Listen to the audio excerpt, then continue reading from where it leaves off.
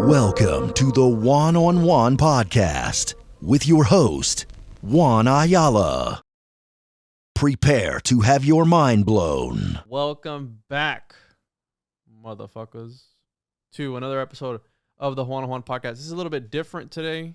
I got this thing going on with Thomas from Paranoid American. What's up, Thomas? Hey, man. Hey, Juan.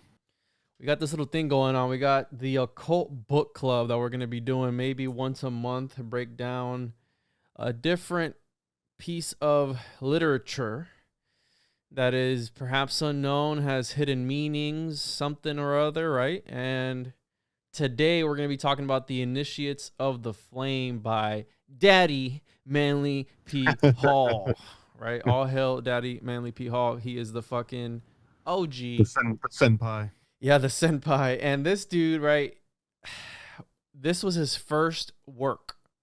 And it was, I don't remember what year it was released in. Like 1922. 1922, exactly 100 years, right? And, dude, I can't imagine, when you read this, it's so poetic, right? It's some of the analogies that he uses, he's so poetic. But before we get into all that shit, I forget.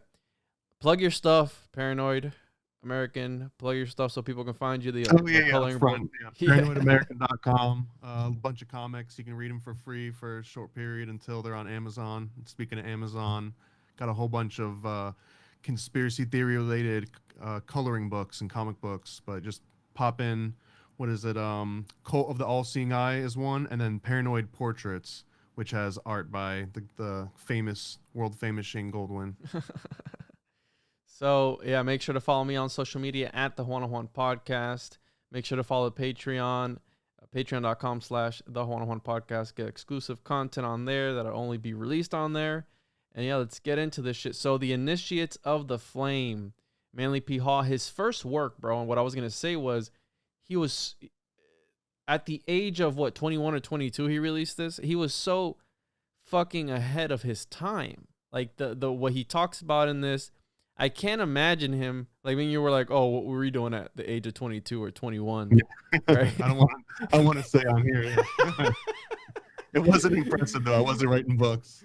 But, dude, you know, I started my journey later on in life, right? Now I'm 27 now, and I started my journey a little bit later in life of uncovering this. And sometimes I kick myself in the back or whatever, however the saying goes.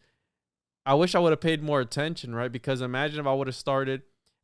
And when I was in elementary, yeah, I was reading about Bigfoot, and my favorite thing, I started with the dinosaurs. I was obsessed with dinosaurs. And I always remember, bro, in the second grade or third grade, my teacher wouldn't let me check out dinosaur books because they were on the other side of the library that was for the older kids. And she would never let me fucking take out any books from that side of the library until one day I was like, I want to fucking read about the dinosaurs. And she, what is she trying to hide from me? Yeah, that's what I'm saying. I'm like, what are you trying to fucking hide? So, and then my first conspiracy was the Bermuda Triangle. That was like one of the big ones for me. Okay. Yeah, I remember that, yeah. But I've always been fascinated by like aliens and all this stuff. And whenever you would see like a new show come out, I'd be like, oh, they're gonna catch something on camera on this show. This is gonna be different. You watch it and they never show anything. Yeah, I got a firm belief though is that if they really got it on camera, you're gonna be seeing it in the news or somewhere, at least before you're gonna see it on that popular TV show. Yeah, like Ancient Aliens, right? Yeah, I think it's been on air for fucking ever, and they still, they talk about the same thing. Like, The hidden treasure ones, I feel the same way about. Like if you would have found the treasure, we'd know before it aired. Yeah, like the Skull Island one. Like, you know what I'm talking about? And so I can't imagine this young man, right, in his early 20s, how if he knew this much already from his first piece of work, which is it's like dipping your toes in a little bit of symbolism, not so much iconography, but symbolism. He breaks down different symbols, and then he talks a lot about the flame. And it's a quick read. It's only about, how many pages is it? Is it like 60 something pages, Tom? Or 80 something? It was 60, but that's if you're reading it online with the double spread, so you can kind of multiply that by 2. But yeah, it's somewhere. It's a short read. It's about big an hour. Print, lots of big pictures. Yeah, it's about an hour read. And so when I started reading it, right, I'm a Manly P. Hall fan. You can see the influence that H.P. Blavatsky had on him in this book. You can see that. You can see the Freemasonry ideas in here. You can see, what else did you see in there? You saw it was Freemasonry. He did a lot of nods to like ancient Egypt. He talks a lot about Buddhism, and he talks about various cultures. And the culmination, I think, is the initiates of the flame. And you notice he always has flame or fire with a capital F. Mm-hmm. He likens this to like this monotheistic God concept, but I feel like he keeps it vague enough that the way that I read it, the flame could kind of be that like Promethean fire inside a person that's kind of driving them. But there's also a likeness where he talks about that fire that's in the literal sun in our solar system is made of the exact same material that sort of, Promethean spiritual fires inside of you. But I don't know if to read that 100% literal, but I love the concept behind that, where it's this like unified theory. And I think that's kind of what reminded me that I like about Hall so much, is that he kind of tries to come up with this universal theory that ties all cultures and all religions into this one concept. So that's, I think that was sort of like the premise of this book, essentially. Yeah, he also name drops the Atlanteans too in here. He talks about the Atlanteans. He mentions that the Atlanteans were the first ones to build the pyramids, and that the ancient Egyptians just kind of built on top of what the Atlanteans had left behind.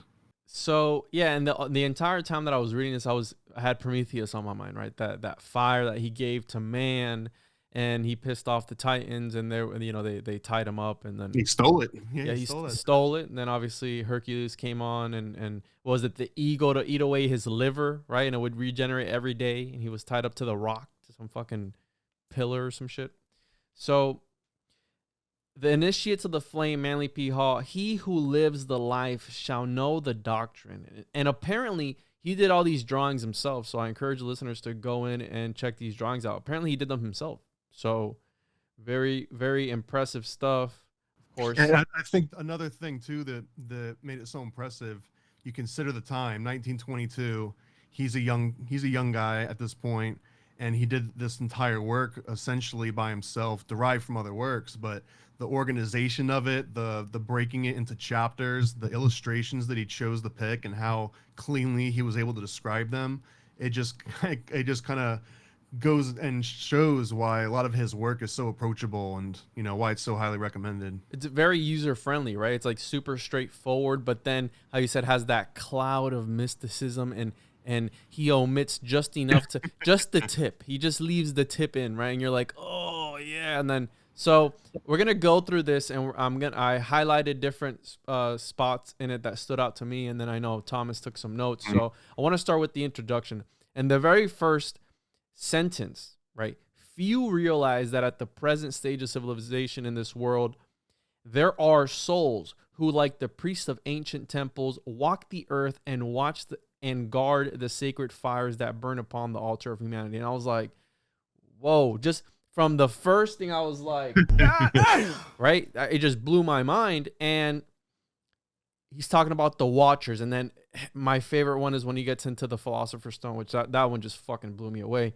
But the Watchers, right? You have the Elohim, you have the Nephilim, right? In the book of Genesis, the Watchers who are watching El, this God figure, Yahweh, whoever it may be, conduct this experiment, right, on what we are. We're like the zoo that he made.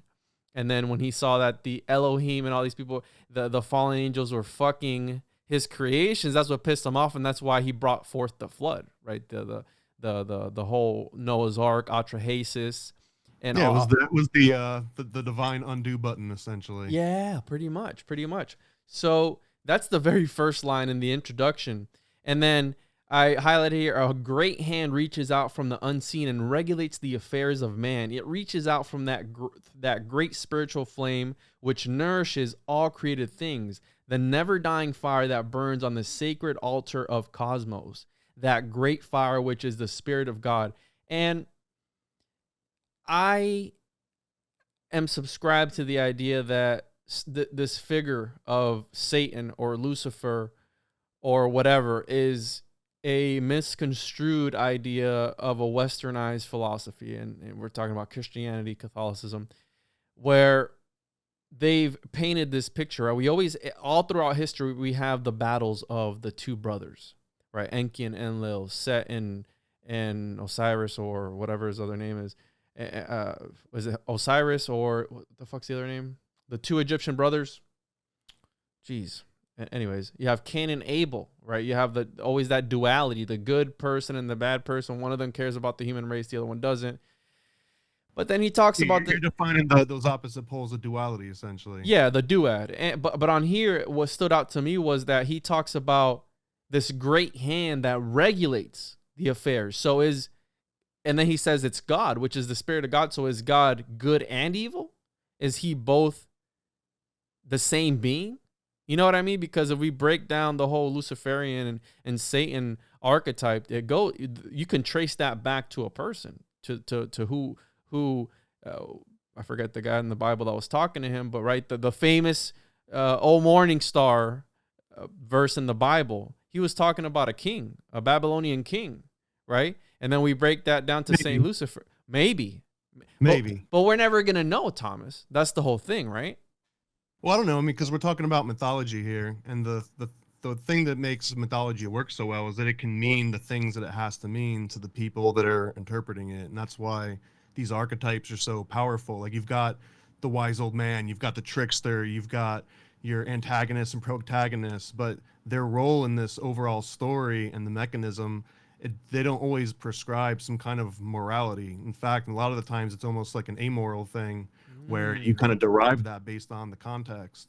One of my favorite examples, I'll probably misquote this, it was either Herodotus or it was like a Marco Polo story, but they mentioned that they'd gone to some foreign land and when the elders died, the rest of the clan would get around, they would eat their bodies. And to someone from sort of like a Catholic background, this would almost seem absolutely sacrilege to, eat somebody else, like this idea of cannibalism.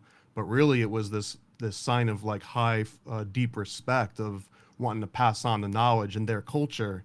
So in one culture, what would seem like the most horrendous, murderous, monstrous act was really like the highest form of respect, and vice versa. They might come over here and see you, digging up a hole and throwing the body in there, lighting it on fire and sending it off into the ocean. And that might be seen as like this evil, murderous thing. So I think when you're talking about like the mythology, especially when it spans, hundreds and thousands of years, it's really hard to kind of prescribe a certain aspect of it as being like the good guys versus the bad guys. But also on the concept of Lucifer, I think that there's also a hidden sort of a reference in here where Albert Pike, I think, was one of the first to introduce this concept of Lucifer into his occult speaking in the the Western sort of culture. But I think in his direct quote from Morals and Dogma, he mentions that Lucifer's main sin was this pride. So it's almost like a fault. But again, he's describing this archetype of, the point of Lucifer existing isn't to show him as a being and him as this antagonist. It's to show like his pride, or it's to show him in opposition or juxtaposition of something else. Yeah. And you're completely right on that, right? We have different cultures, different practices, and things can be interpreted differently, right? We know this because if you go to a different country, if you slurp your soup, it's good, But then you go to the other one, it's bad. You know what I mean? Better example than eating your grandpa, but yeah. Yeah. So if we turn again to the races now dead, we shall, if we look, find the cause of their destruction. The light had gone out. When the flame within the body is withdrawn, the body is dead. When the light was taken from the altar, the temple was no longer the dwelling place of a living God. He talks about how black magic overshadowed Egypt. The light upon the altar grew weaker and weaker, and the priest lost the word, the name of the flame. Little by little, the flame flickered out, and as the last spark grew cold, a mighty nation died, buried beneath the dead ashes of its own spiritual fire. So he's talking about, and I've heard people talk, I've heard Alex Jones talk about this, right? Where they started sacrificing people and all this dark art shit, and then they finally fell, right? And you can relate this. I know you love QAnon. You can relate that to QAnon with the pedophiles and Fuck you. So, but that flame did not die, like spirit of which is the essence. It cannot die because it is life, and life cannot cease to be. So again, very poetic, and we keep referencing this flame, this light, this thing, right? The spirit of God. And that's always bothered me a little bit about these quote unquote occultists or whatever you want to call them, that they talk about, right? And I subscribe to the idea that God is the universe, right? We shouldn't label him as this guy who's in the sky in heaven, on a throne. Oh, that's the anthropomorphized version that we can look at and see ourselves in it easier. But I think the point of this flame and the whole, at least in this book, when he's talking about monotheism, and he's talking about the one true God, and there's only one God.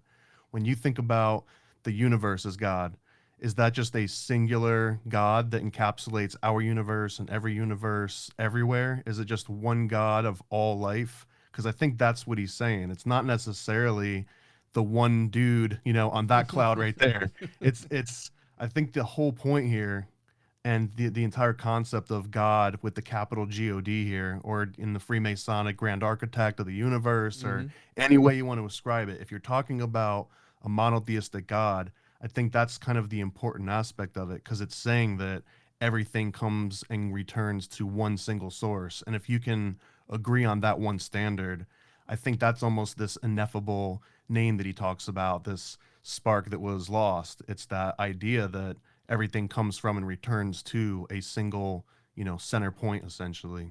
Yeah, that's what the Pythagoreans were all about with the monad, the one, Plato, emanationism, right? The one in the center, and he emanates and creates reality from those emanations, and every single different emanation is a different reality, perhaps, right? So that, and I agree with you 100%. Maybe it is a group of entities, or it is that one at the center which rules everything, and that's where I stand. I think it's that one at the center. What do you mean when you say group of entities? That interests me. So maybe it's a collective effort, right? Because, and I'm referring to the Anunnaki, or in the book of Genesis, they have become like one of us. So let's just say it was the Anunnaki, right? Mm-hmm. But wouldn't the Anunnaki then have their own single source from where they came? Or do you think they all just sprung into, right? So even then, there's still a single source. That's what I'm saying. It's a collective. So you have, and that's what the Holy Trinity is, right? You have the Father, God, the Holy Spirit, and then you have the Holy Spirit and the Son, right? Yeah. So you have this Trinity where, again, it's a collective.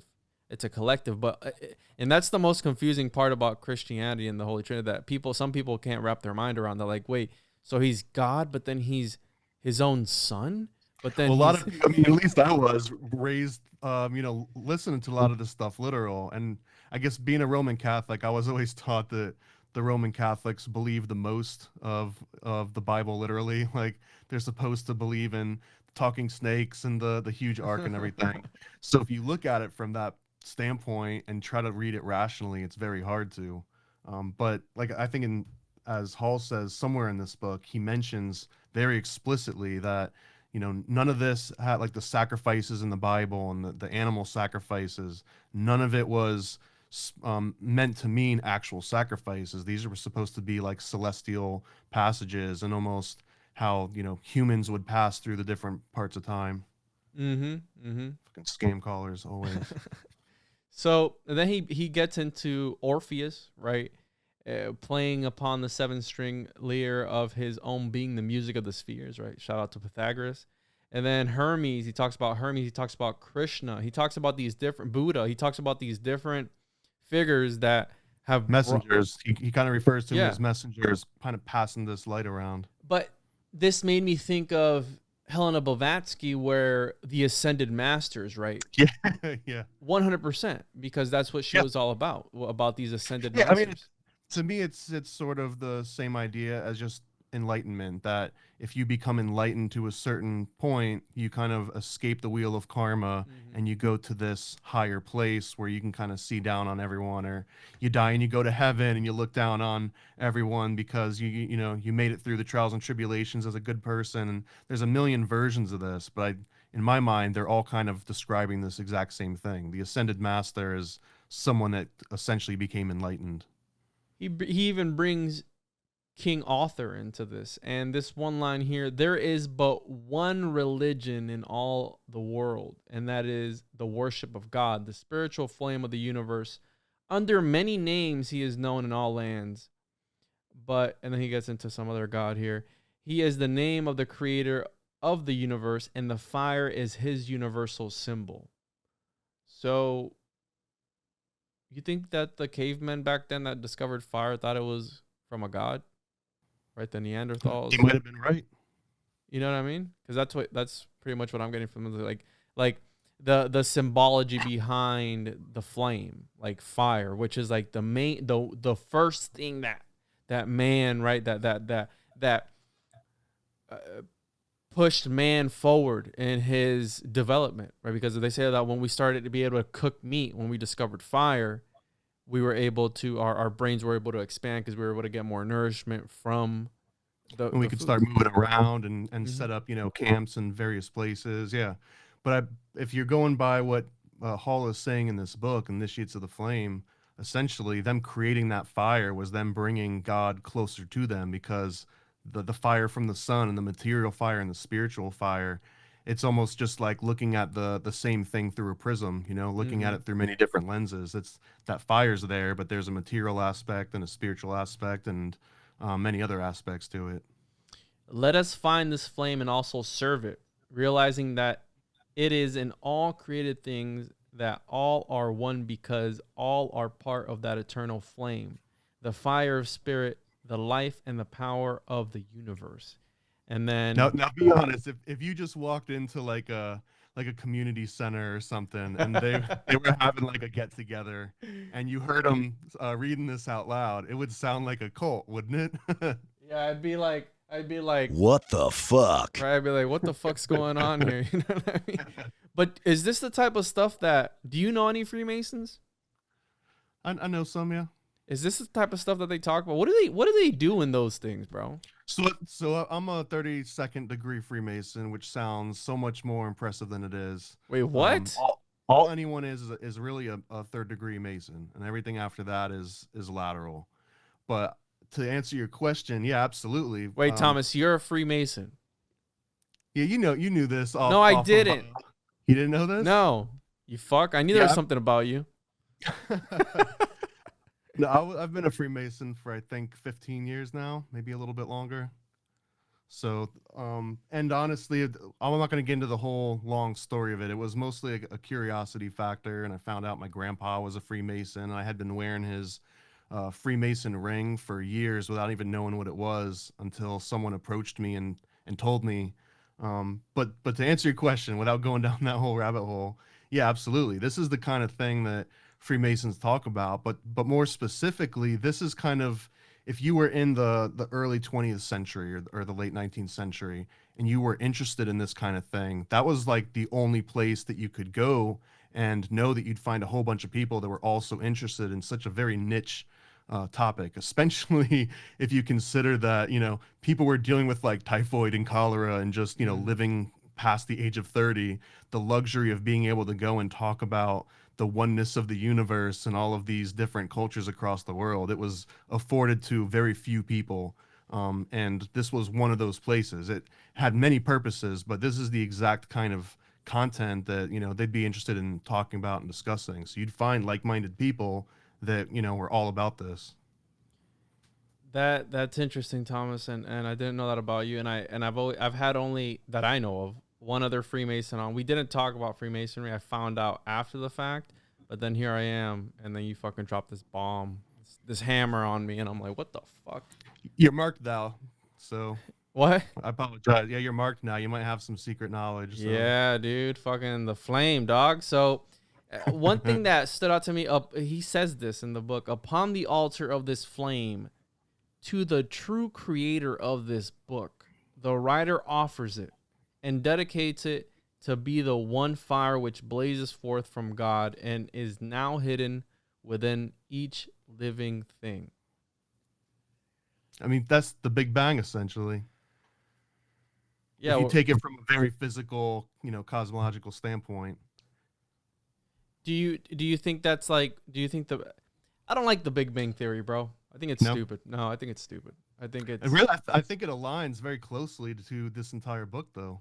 You think so? You think that when the Big Bang happened, everything was put out in time, and all the knowledge that was gonna go out is already out there, and just from this big explosion, just boom, everything was just set into place. I mean, in an oversimplified way, yeah, I think it's a really elegant sort of theory and concept. Like, I can't remember the full. I'll probably mispronounce it, but the Kybalion, the Mm-hmm, the Kabbalion, yeah. Kabbalion. Mm-hmm. I think that describes this concept very, very well, where you almost have this absolute purity and knowledge, but it sort of has to break itself apart and then return back to its initial state. And that whole experience is the concept of God, because it's introducing this negative space into what was just pure light, because you can't have pure light without darkness, right? You can't have Jesus without Lucifer and vice versa. You have to have this polarity. And once you introduce just the concept of polarity, it kind of takes over, and chaos and entropy, but essentially that starts to weed itself out. And that's when you go through this calcification, purification phase. And that's when you're supposed to kind of be returning back to this ball of light, this big bang that you started from. It kind of collapses back into itself. I don't know if I believe that that's actually how the laws of nature and how reality works, but as a concept, I think it's really elegant, and it's a nice metaphor. When you're talking about poetry, right? If you think about it as a poem, it's a really nice way of considering it all. Yeah, and a lot of times, bro, like my nihilistic side comes out, and I go, "What if none of that shit ever happened? What if right?" Because they throw out these crazy figures. So, well, I've got a good response to nihilism, because I felt like I was nihilistic for a while myself, until I came across this one great question, and it was either in the Bhagavad Gita or the Upanishads. But this guy's conversing with Vishnu or one of the gods, and he's kind of proposing this idea of atheism and nihilism, and the god I'm hatching this up, but he kind of responds something of, well, if this is all true and everything is rational, and things only start in motion because something else put it in motion, then why is there something rather than nothing? Because just the concept of just pure emptiness and nothingness and perfect stillness is the most rational explanation and the most rational state for anything to be in. The fact that anything's moving by its accord or something else's accord in itself is, like, bad word, but like a miracle almost. It's like, why does this thing even exist at all? Why does light or fire exist? Why does that movement exist versus just complete stillness and nothingness? Because stillness and nothingness makes a whole lot more sense than whatever the hell fire is. Yeah. And I mean, I say that because, again, I look at things from different points of views. But sometimes when I'm reading all this shit and they're throwing out all these big ass numbers of like 13 billion years ago, or the universe is constantly expanding at a rate of how many billion? Oh, there's a great video of like how small are we, and it shows you like the size of us in the universe, and then the universe within like the bigger galaxy, and then like all these micro galaxies, and by the time you zoom out, you realize how inconsequential of not even a millionth of a grain of sand. It's not even that significant. Yeah, we're trying to figure out like what to eat for lunch, and we're just like this speck of shit like on the bottom of the shoes of the universe, and then we're just, you know what I mean? Like we we cloud ourselves and you know, immerse ourselves in this materialistic aspect of everything. And if we really look at it, bro, if we go back to the beginning of time, we live such a short time span compared to everything else that's happened, right? And I think about like what sort of impact I'm leaving on the world today, or are they going to be, you know what I mean? He makes a really good reference in this book. I think it was towards the end of it when he's getting into ancient Egypt, and he likens this analogy to the Great Pyramid, that Mm-hmm. from far away or even from space, it looks like a single perfectly formed rock, like one single unit of a rock. And Mm-hmm. if you get in closer and you inspect it, you realize, oh, it's not one object, it's actually one huge object made of many little objects. The And stones that on the pyramid. yeah, the stones that actually make up the pyramid make Mm-hmm. up this bigger pyramid, and the pyramid itself looks like just one single rock, but it's made of little tiny rocks. And that this metaphor again was sort of what you're talking about, that yeah, you might be very inconsequential, but with enough focus and some sort of direction and the knowledge of this ineffable, you know, flame, that you can come together with many other rocks and create this longer lasting, more impressive thing that has its own shape, that almost becomes its own thing outside of, you know, the combination of the parts. Yeah, he calls it man as a unit, right? It represents man as a unit. He always Yeah, says that yeah, too in his absolutely. lectures, as a unit. I love listening to his lectures. The main what so we're getting here into the forward, and right from the forward, I have something that I'm very passionate about that stood out to me immediately. And then it says the cube altar, and of the elements of the earth, it is the altar composed. It is the great cube of matter, the allspark, right? We have the allspark. We have all this crazy symbolism with the cube. On or in this altar burns a flame. It is this flame that is the spirit of all created things. Man, know thyself. Thou art the flame, and thy bodies are the living altars. And I've always heard this growing up being Pentecostal Christian, right? Our bodies are the temple of God, and don't don't don't get tattoos because you're defacing the temple of God and all that shit. And then here he comes But and you can he's, dance with snakes, that's fine. yeah, but you can fucking practice black magic and turn, yeah. So the first chapter, the fire union upon the altar, and I highlighted here, it is well for us to understand that we ourselves are the cube altar upon which and in which burns the altar fire. And the ever burning lamp, know that the flame that burns within thee and the lights thy way is the ever burning lamp of the ancients.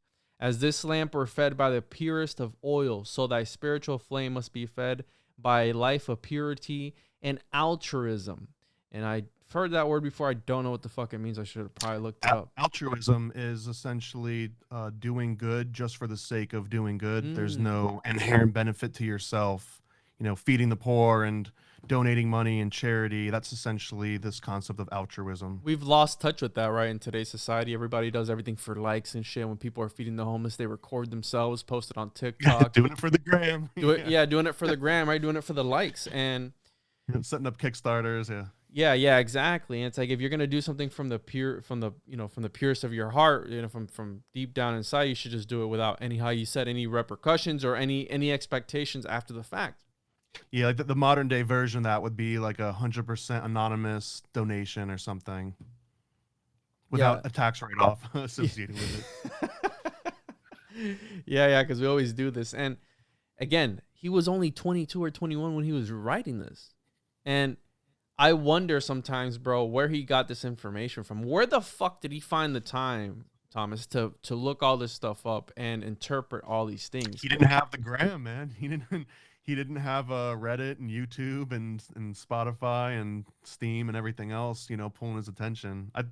I don't know if he was the most popular guy at the time. He might not have been, you know, raging at the parties, but I really feel that he just kind of found his knack. Like he opened up the first book. I would love to learn more about his early life, but I just assumed that this material just clicked with him, and it was just such a profound sort of experience. I mean, same thing with you, right? Like why do you gravitate towards this versus a million other interests that you could have taken up? And I think he's kind of mentioning in this book, I don't know this for a fact, and I might be way off, but when he talks about this, he who lives the life shall know the doctrine.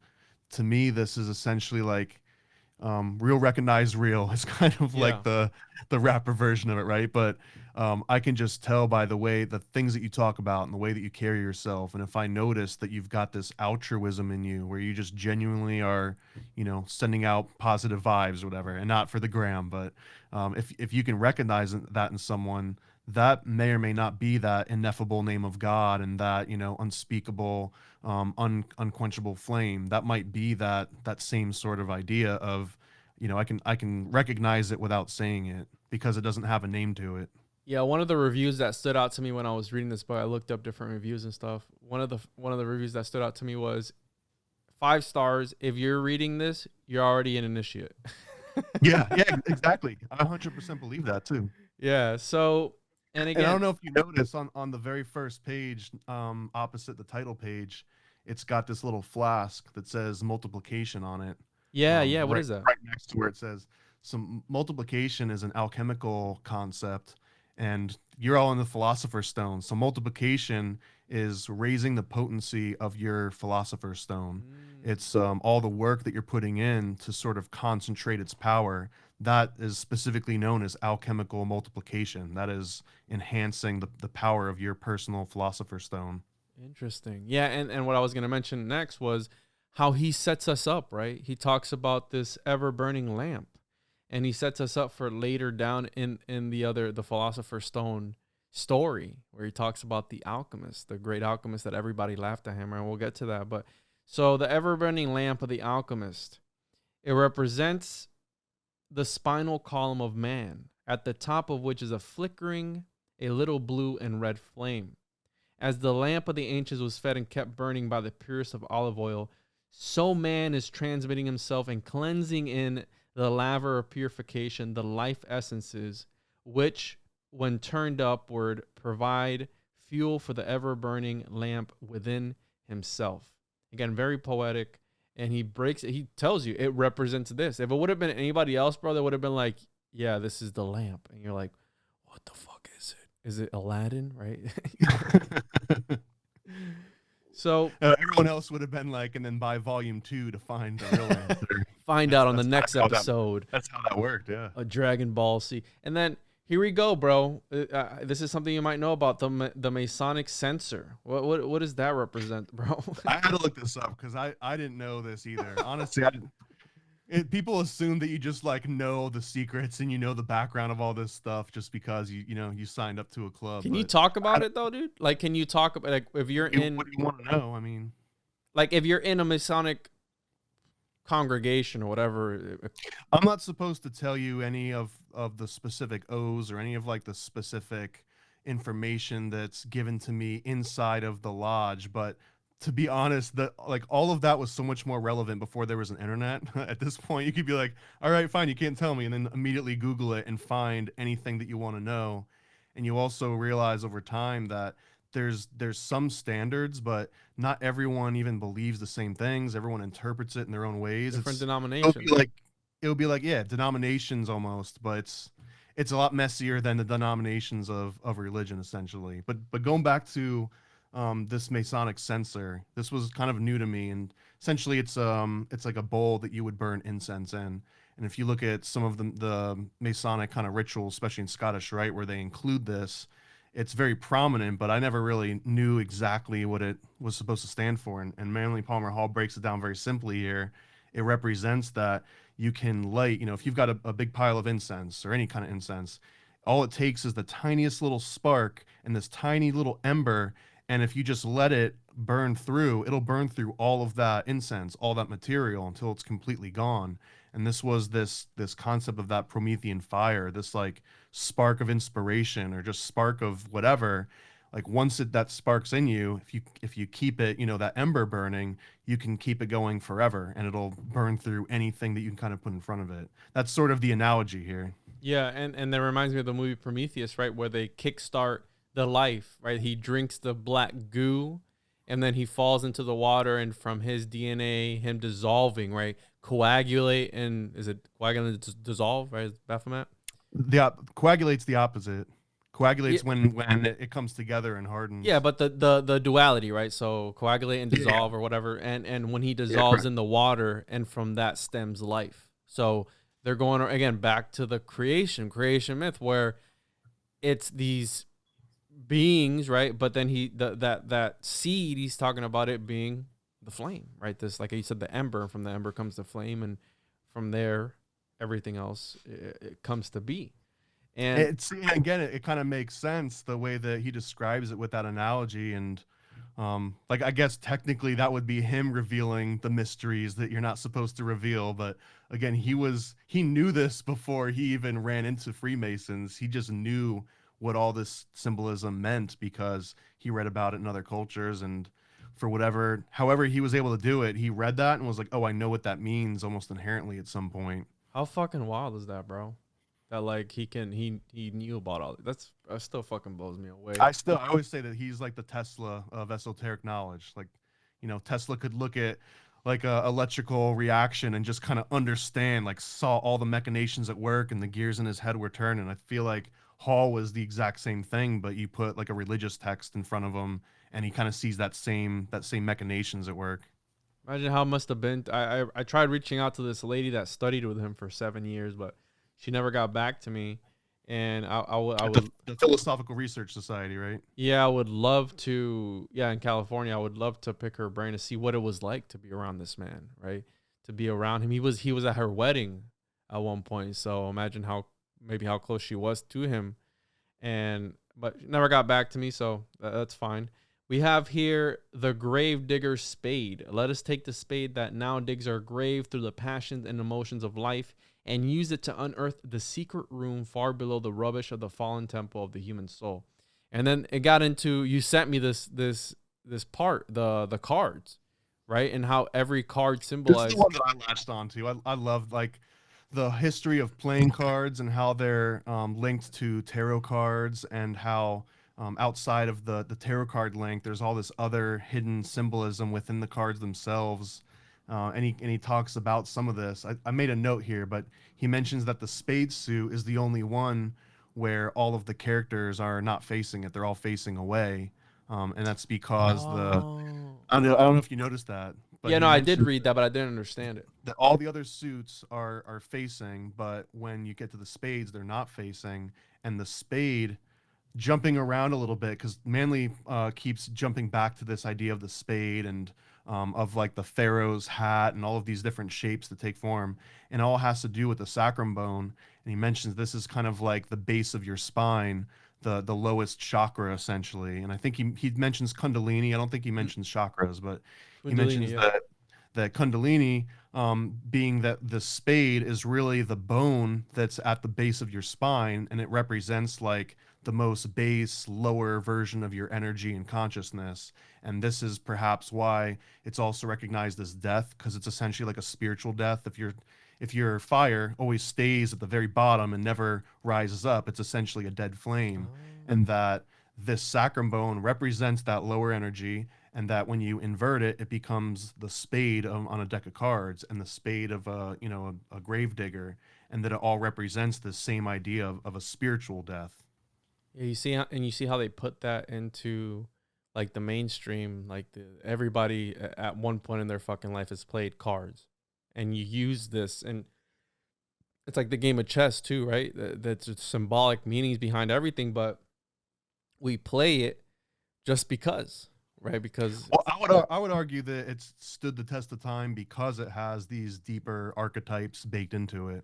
If it didn't, then it would just kind of come and go. That's a personal opinion. I don't have anything to back that up, but I really do feel that things that stand the test of time, they stand that test of time for a reason. Yeah, no, you're absolutely right, because again, they have a significance, right? They have some sort of perhaps intrinsic value that they bring forth. Unlike how you said in chess, right? You have the duality, the black and white, and it's a game to be able to overtake your opponent. And I think we are in this cosmic game of chess at the moment where when the pawn gets to the other side, you can be upgraded, right? So we're all little pawns in this game, and we're trying to upgrade ourselves into a queen or something else, right? To be able to to elevate your consciousness, if you will, into that next level.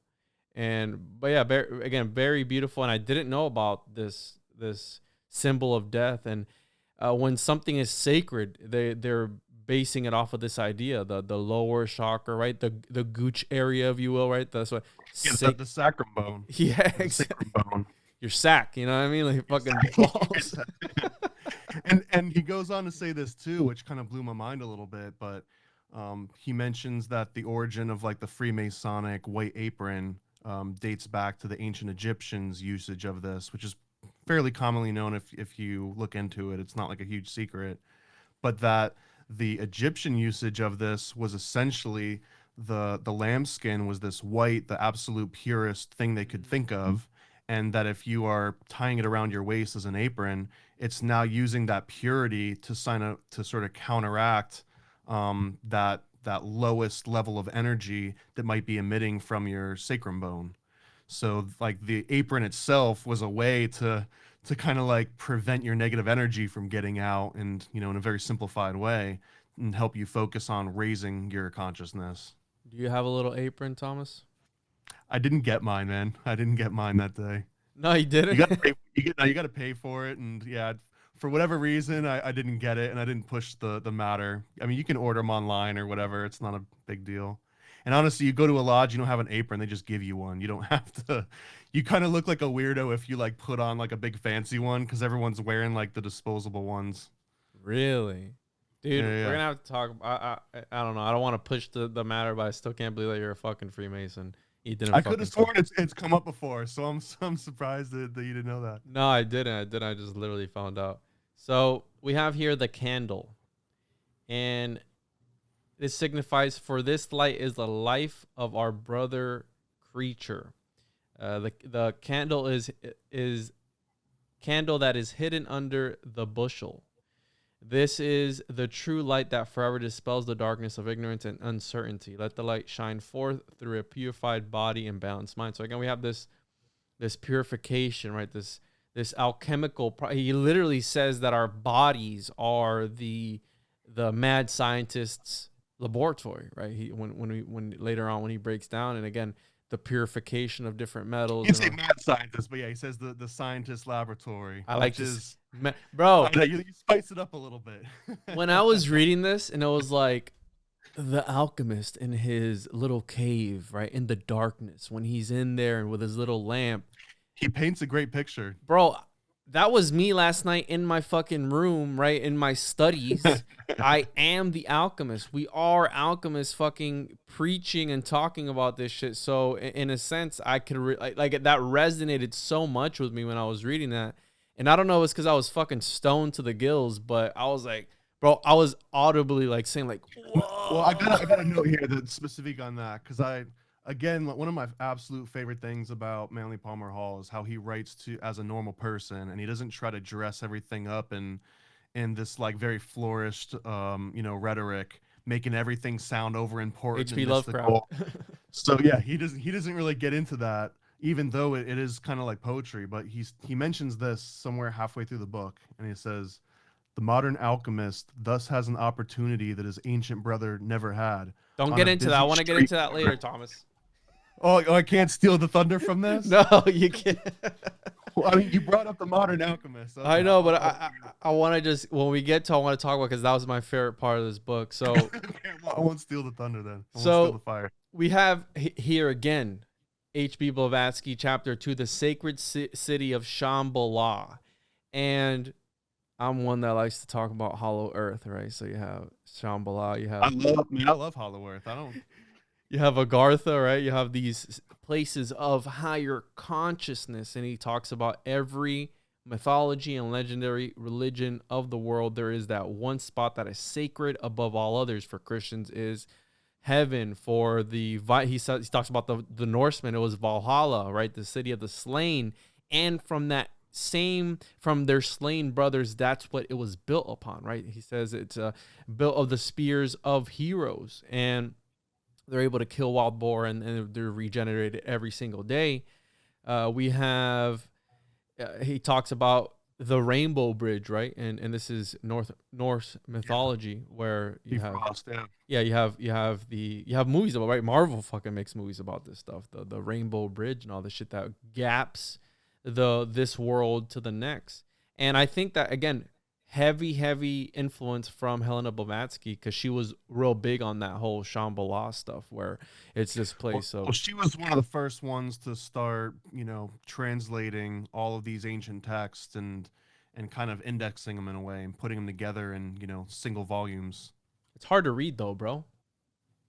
I mean, it was a long time ago. Yeah, man. Yeah, it's very hard to read. That's why I can't that's why I've never, that's what I love about We'll get into that. I mean, this is the Occult Book Club, so we're going to have to hit up Secret Doctrine at some point. Yeah, absolutely. So we have here one of the things that stood out to me, science now knows that not only does the Earth have two motions, that of rotation upon its axis and revolution around the sun, but that it has 9 other motions. Oh, and I wanted to get into this, but I want to talk to you about this. According to Flammarion, the French astronomer, right? And we have the Flammarion engraving where it shows this wizard or alchemist that's stepping outside. And I'm sure if people who are listening see it, look up Flammarion engraving. It's this alchemical engraving where it shows this person stepping out, right? Maybe it was the DMT realm or some shit, right? We have the dome, and you have on the other side where he sees like celestial bodies. There's a depiction of an angel that Ezekiel saw. You can relate that to that. So again, this veil, he's piercing the veil into this area of perhaps higher consciousness that we're not able to see in this point in time. And he goes on to say, one of these motions is that the alternation of the poles. In other words, someday that part of Earth's surface, which is now the North Pole, will become the South Pole. Therefore, it is said that the sacred city has left its central position and after much wandering is now located in Mongolia, where I believe that's where H.P. Blavatsky said that she went, right? Or that she said she went. I mean, in the rough area of what we would call Tibet. Yeah, but then people were saying, oh, she never went there. She was full of shit. But then some political figure later on came back and said, oh, yeah, she was actually here.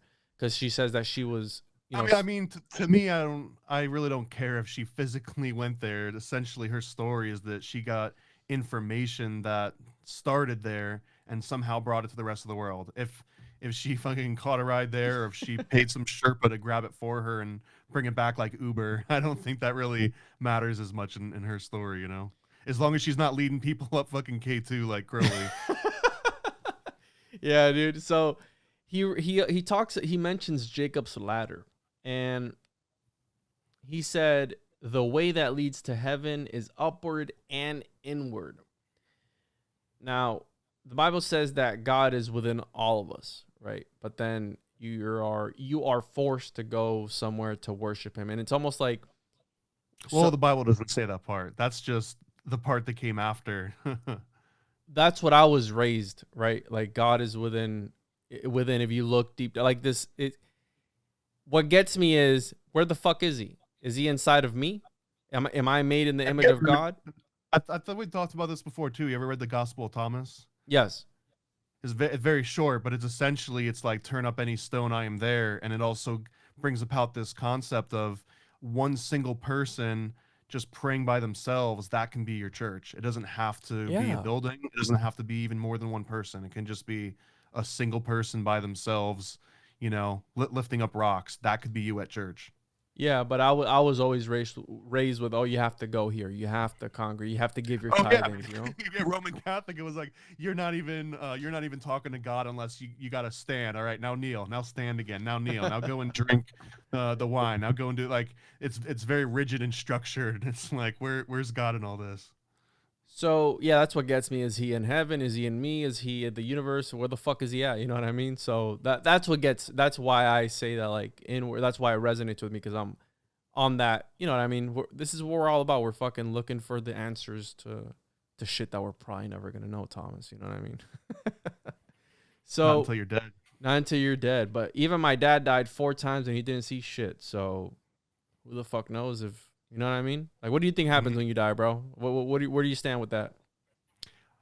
I kind of think, and I don't know how to best describe it in a really simple term, but I think me and you are the same person right now. It's just that the energy jumps into you and it lives life as one, and Whoa. then a fraction of a millisecond later, it's in me, and I don't have any recollection of anything that you thought because you're in your body and I'm in my body. But it's just this single light source that's just jumping around to everything constantly all at the same time, and we're all sort of exhibiting just our own expressions of this exact same flame, essentially. So I don't really think there's a die. It's just that that flame no longer jumps into this physical body, and instead it skips this body and it goes to the next one a little bit faster.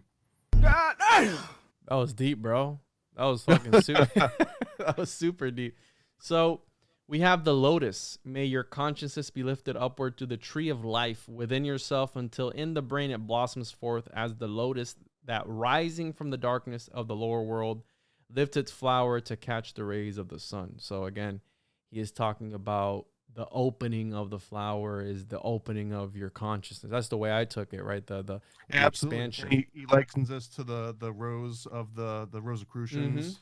That it's opening, it's this blossoming of knowledge. And I think there's also this concept of, again, like that Kundalini energy coming from the very base of the spine and raising all the way to the top until it brings upon some sort of form of enlightenment. And that, again, is this flower blooming.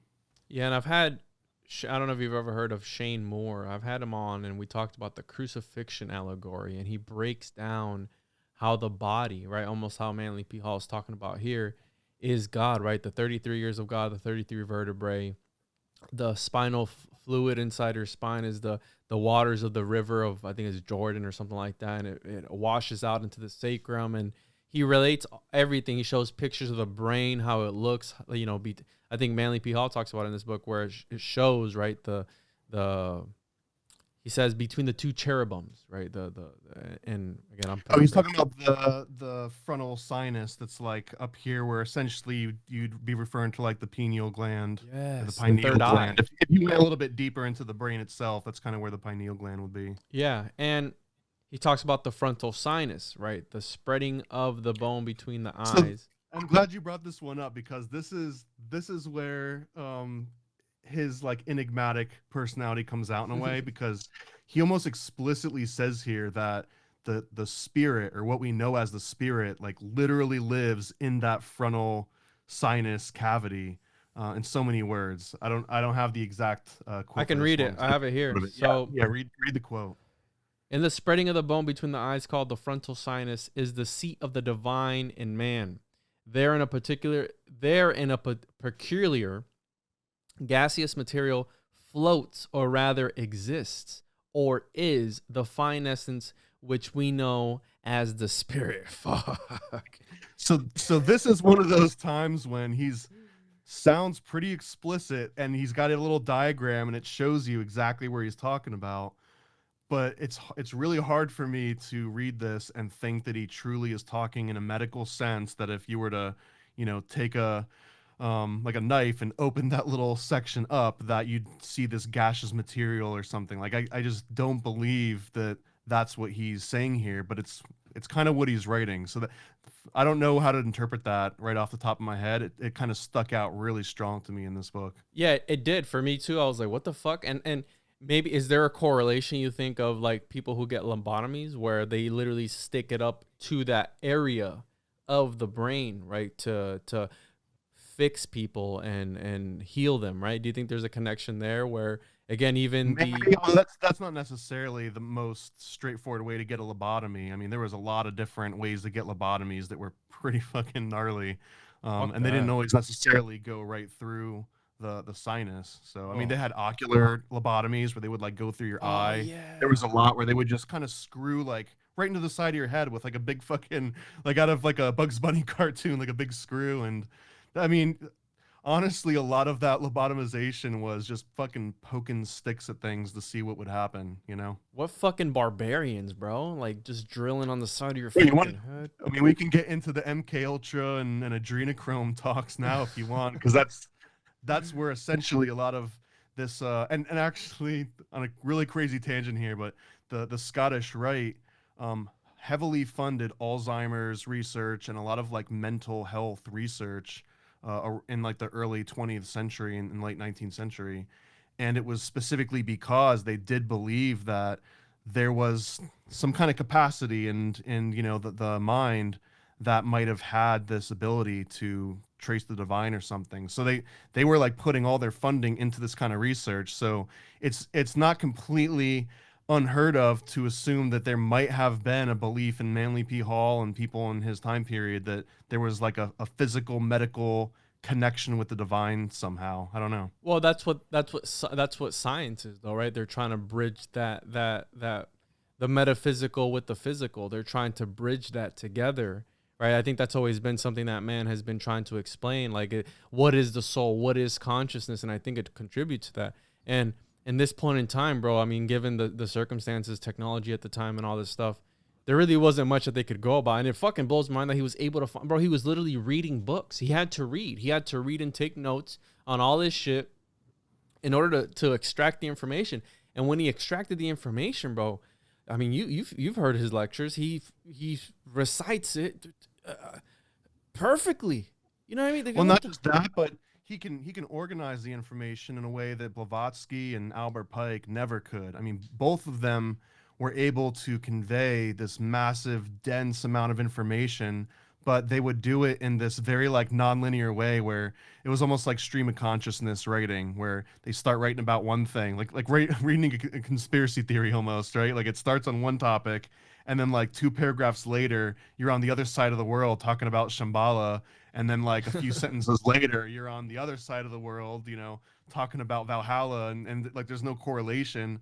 But you have to read the entire work, and then you can sort of like see all the different patterns and the stories they were trying to tell. And that's one of the reasons why it's so hard to read those, and it's one of the reasons why it's so easy to read Hall, because it almost feels like he digested all this material and kind of sat back and was like, all right, how can I make this a lot easier and easier to explain, and I don't want to say in a dumbed down way, but in a highly simplified way that any idiot could kind of understand it if they just cared enough to read it. And I think this book kind of represents that. Like if you care enough to just sit down and read it for an hour, you're going to come away with all sorts of mind-blowing perspectives. I don't know if you're going to have new information or knowledge that's going to help you in day-to-day life, but you'll definitely have new perspectives to kind of reflect on, and maybe you won't think about your shitty day at work or your kid that just like broke your PS5 or something. You'll be thinking about this internal flame.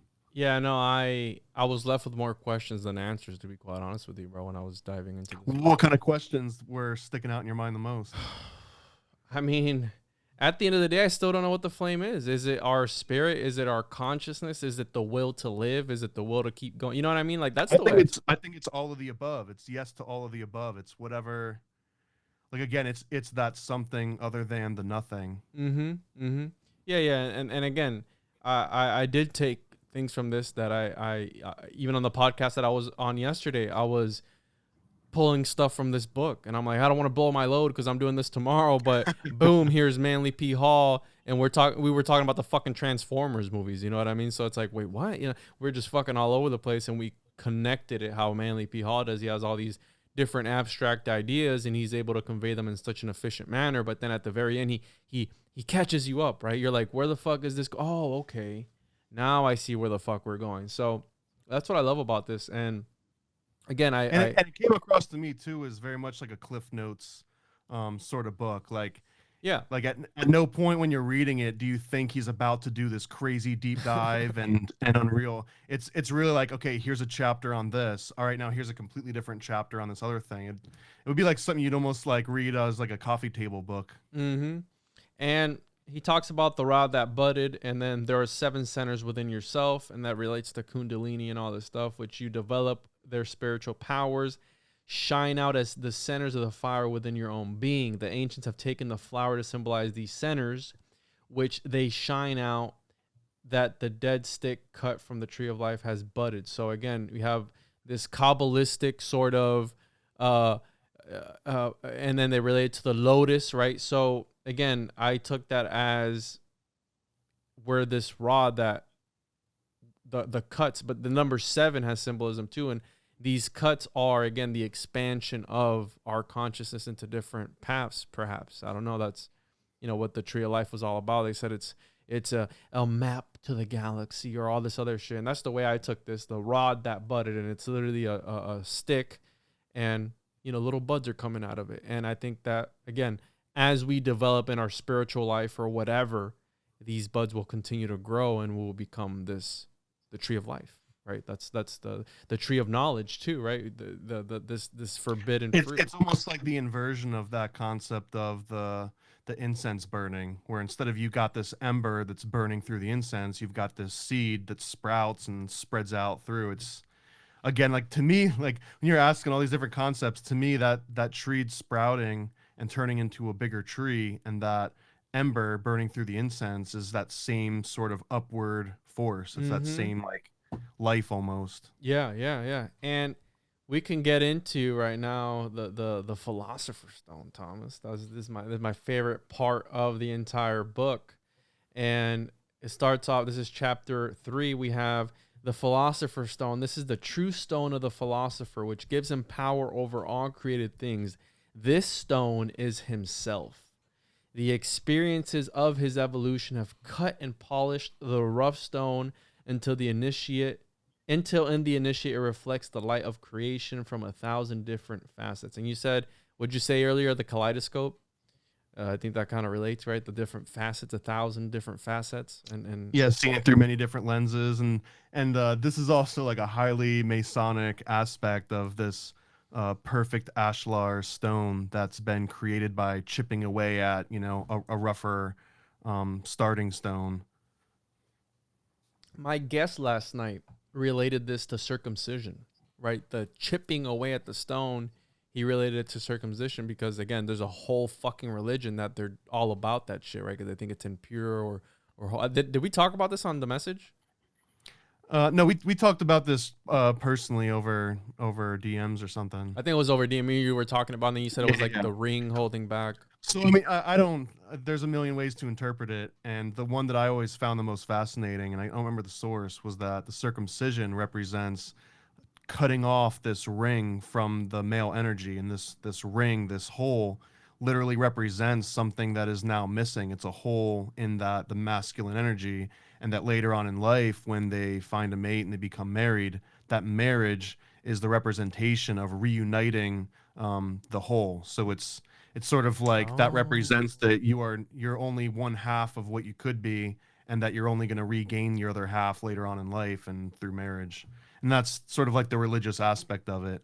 But I love the ashlar aspect of this too, of chipping away at it. Oh, that sounds, usually you just want like one clean cut. You don't want to like chip away at the foreskin. That sounds like a much shittier process. It's like what was it in Breaking Bad when he tries to circumcise himself and he like fucking botches it up. Just do it like an inch every couple weeks or something. Yeah. So we get into the mystery of the alchemist, and I was like, where the fuck's he going with this when he brought it up? And this is the one that stood out to me the most. And again, I don't know, it's because I was super fucking high, but I was reading this and I was like, whoa, you know what I mean? I'm like, I'm the alchemist in the cave, right? It's like 2 a.m. I'm reading this shit.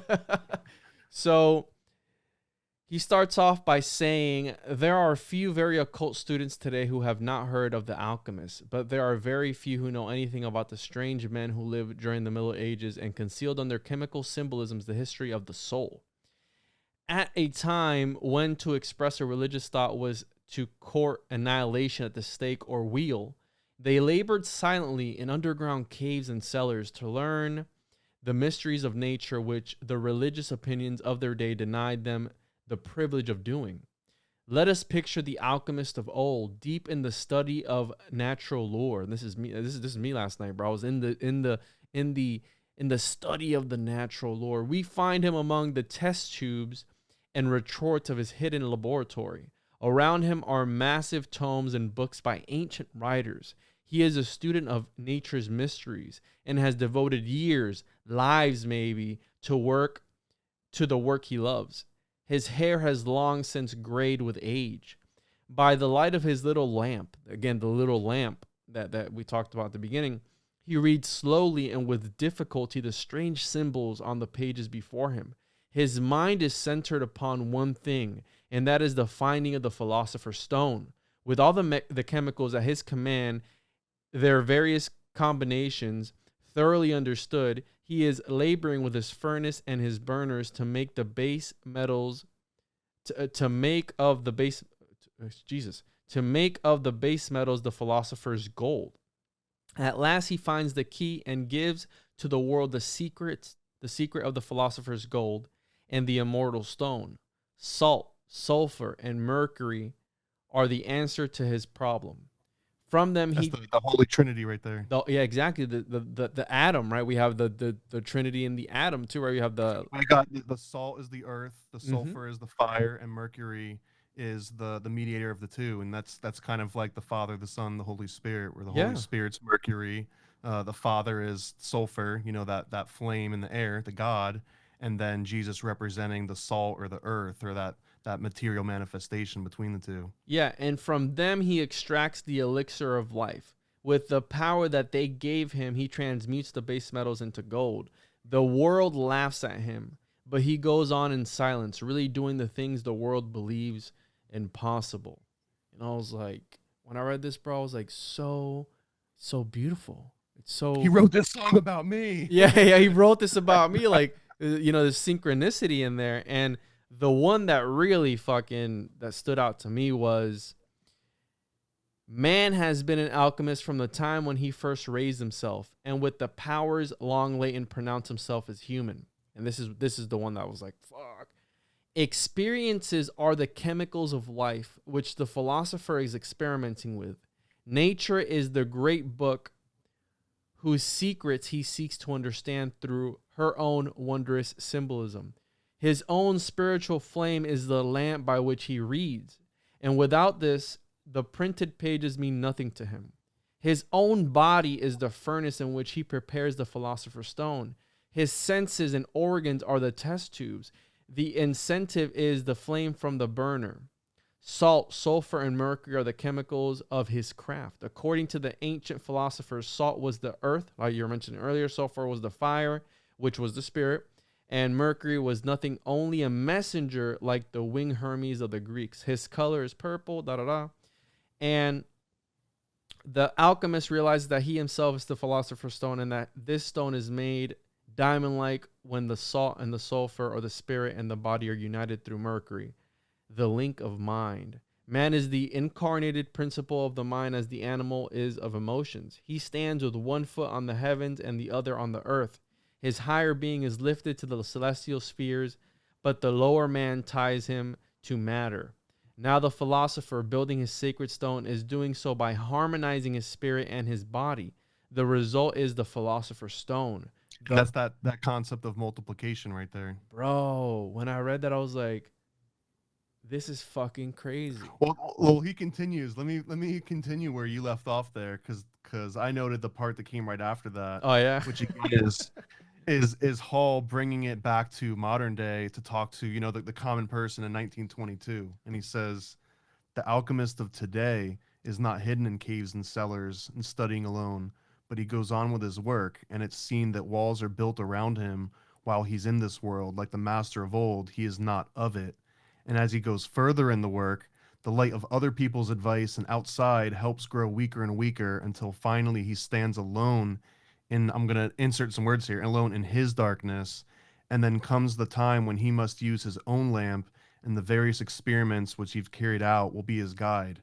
And this is sort of showing that, like, you do have to break off and become that hermit, and you got to become that alchemist that's going to be ridiculed and that no one's going to understand what you're saying. But that's essentially part of the process, because you can't rely on the light and the information from without. You have to kind of rely on what's within. And that's that whole, the philosopher in the cave with the lamp that's kind of finding his way to the philosopher's stone, because he's journeying inward instead of outward.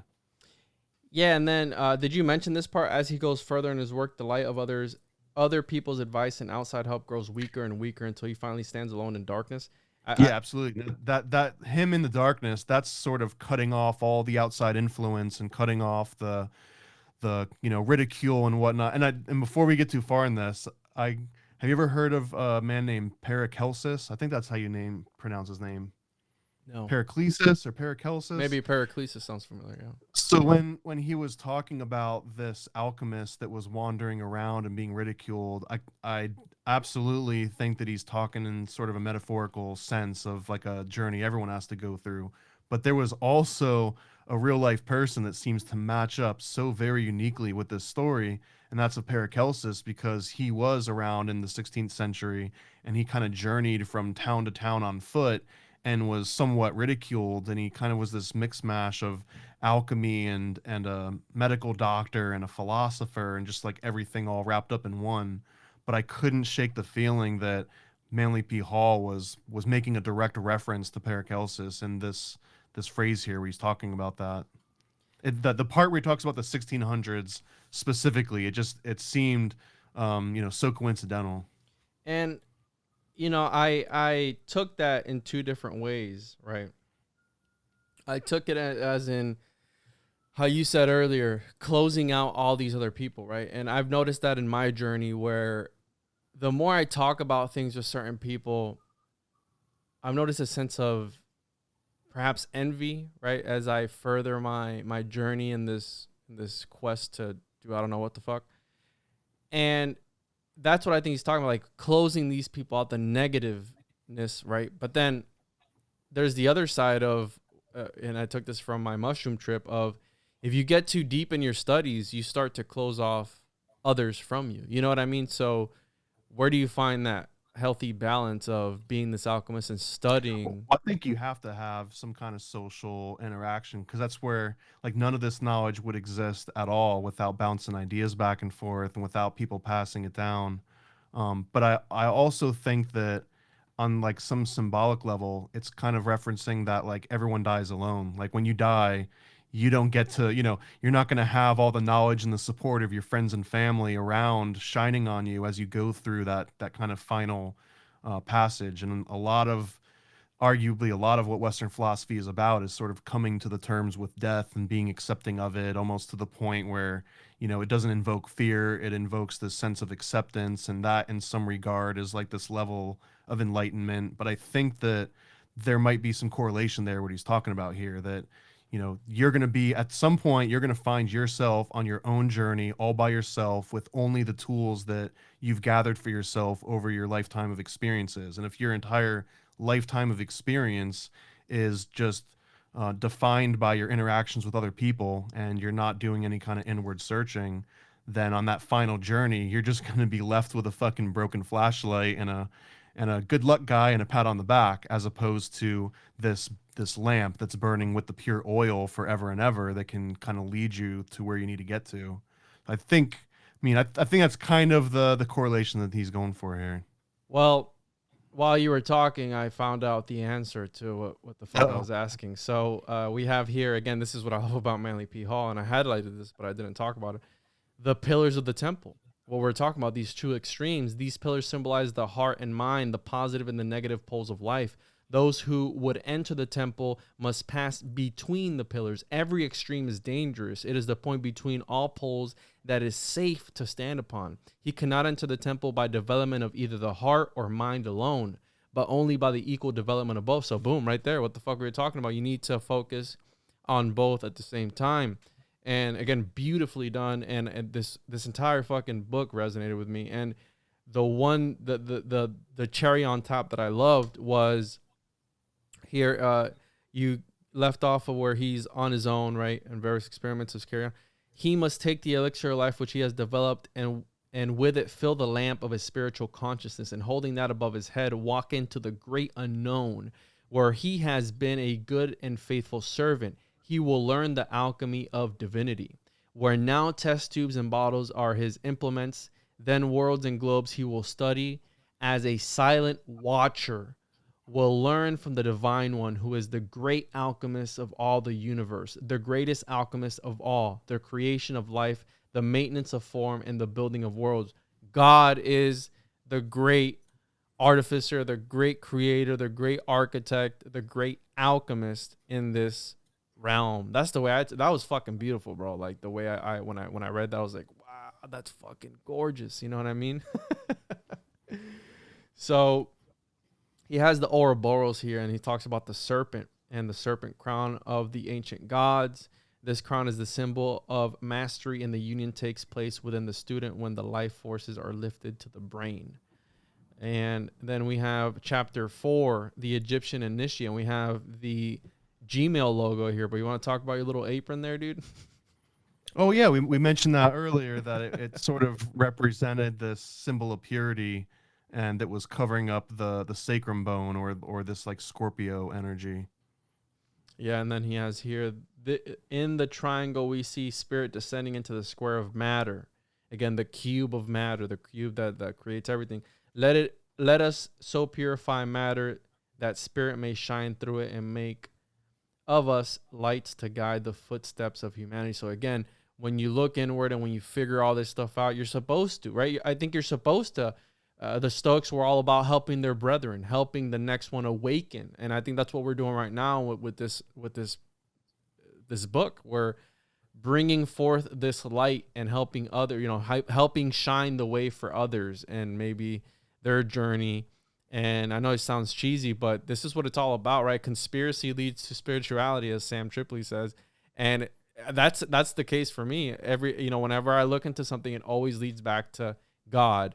Now, God with a capital G is open for interpretation, as you may know, for a lot of different people, how we mentioned earlier in the episode. But at the end of the day, it's all about they say the ultimate red pill is what? Worshiping God. And I've understood that now. What you make of that is up to you, right? Whatever God you want to worship, whatever given point in time. But again, that's what sandals, beard, robe, cloud.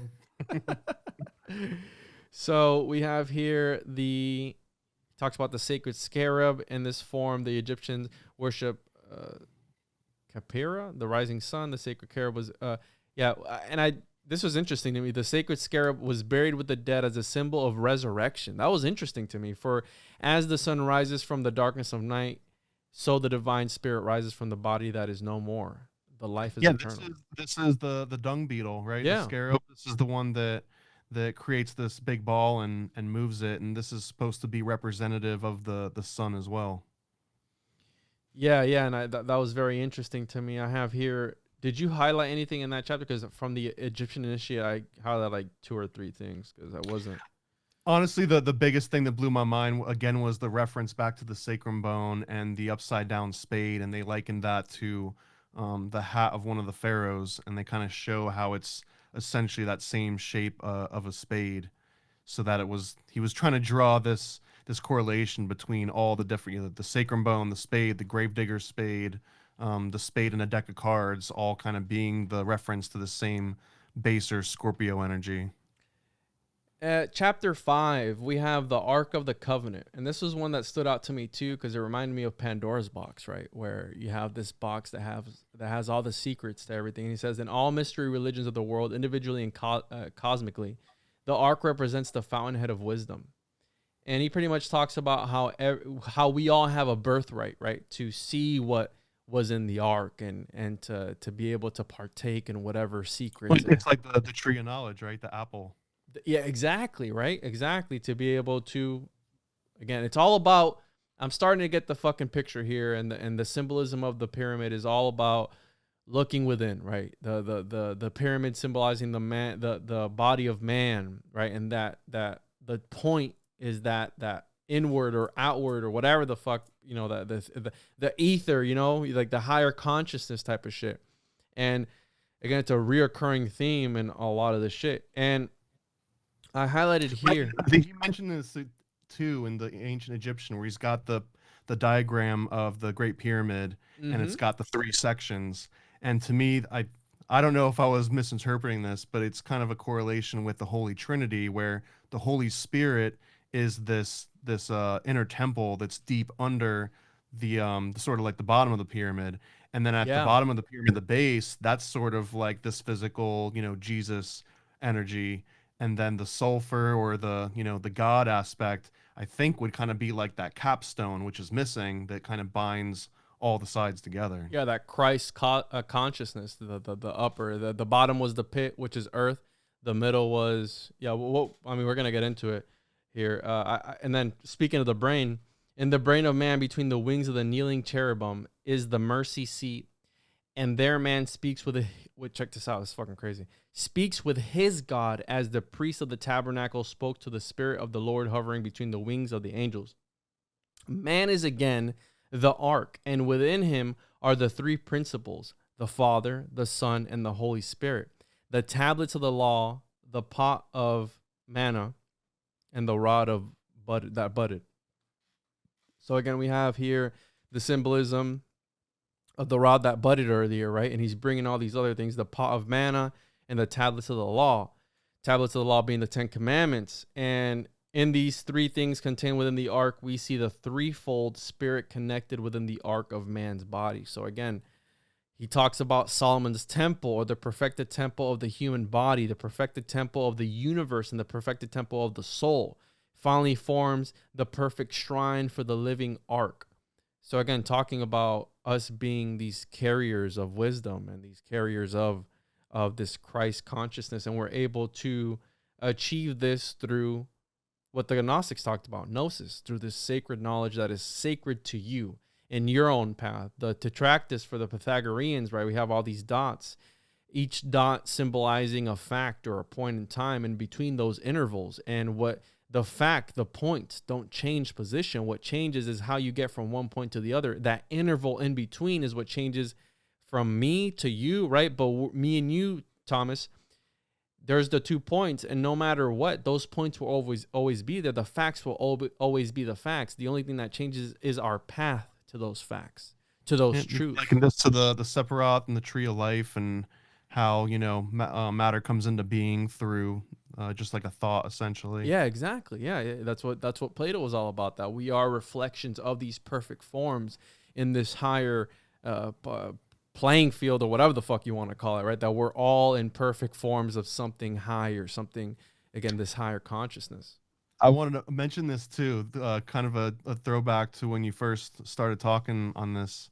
You mentioned that you kind of felt bad that you were so behind and you hadn't started looking into this. And here's Manly Palmer Hall that has been into it since he was like a young buck. And, how far behind are you? But I don't remember if this is in the Republic or if it was in another writing about the Republic. But there was this quote that always that always nagged me.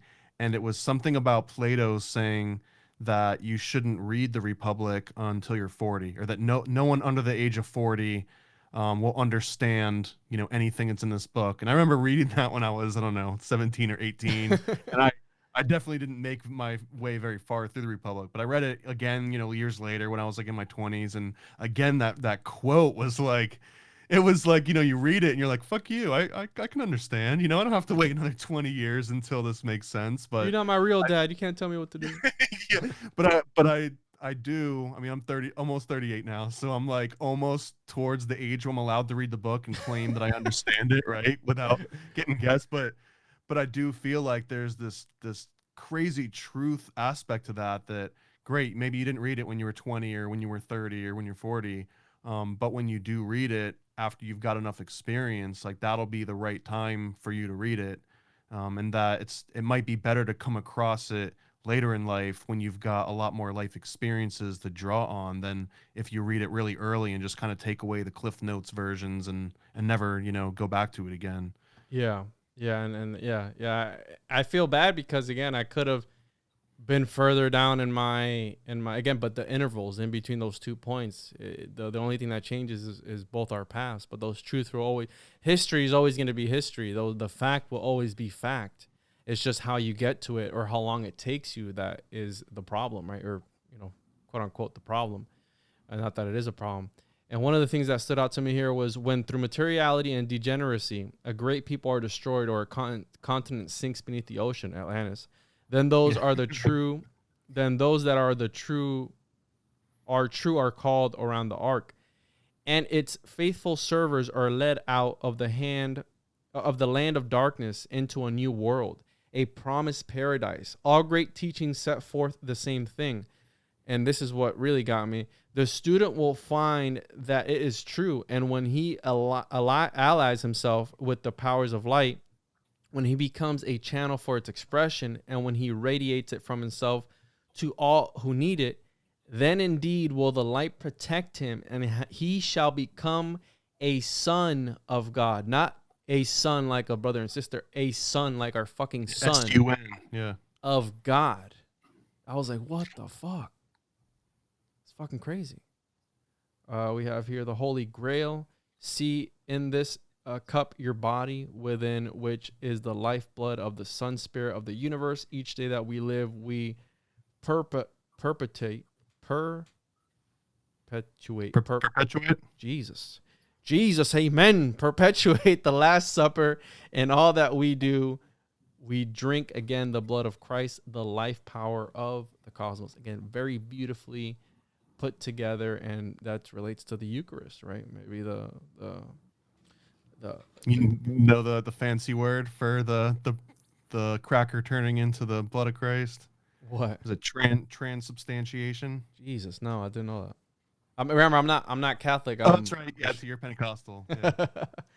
So snakes. That's right, snakes. We get into the Knights of the Holy Grail, and he talks about King Arthur and the stone and the sword. Whoever can draw the sword from the stone is the master of the universe.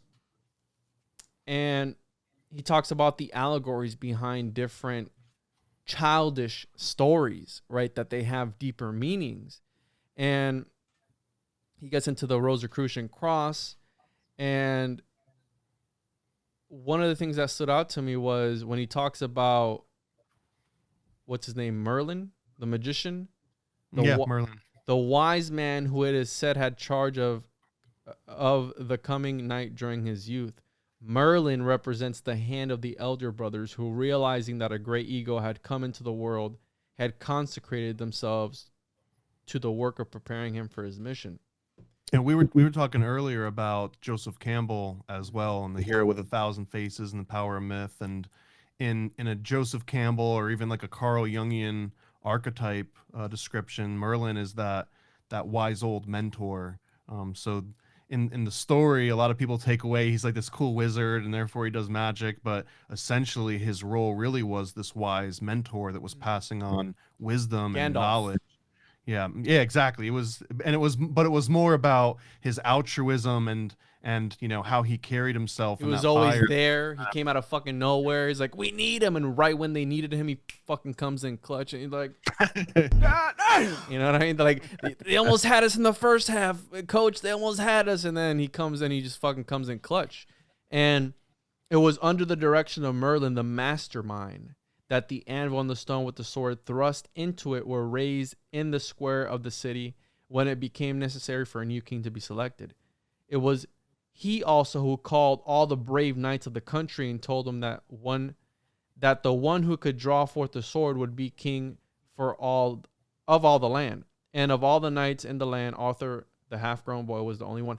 And then I said to myself, bro, when I was reading this, because the sword, right? The sword, the dragon, the sword representing the monad, and the dragon, right? He talks about it in here, representing that lower aspect of man, the lower, right? Maybe the dark self, that Jungian aspect that we're supposed to overcome. The shadow, right? The shadow. I said, one of the questions I had was, who the fuck put the sword in the stone? Where did the sword and the stone come from? Where... You know how Merlin? Merlin is the one that puts it back into the stone to therefore bring about all of the candidates that are gonna take it back out of the stone.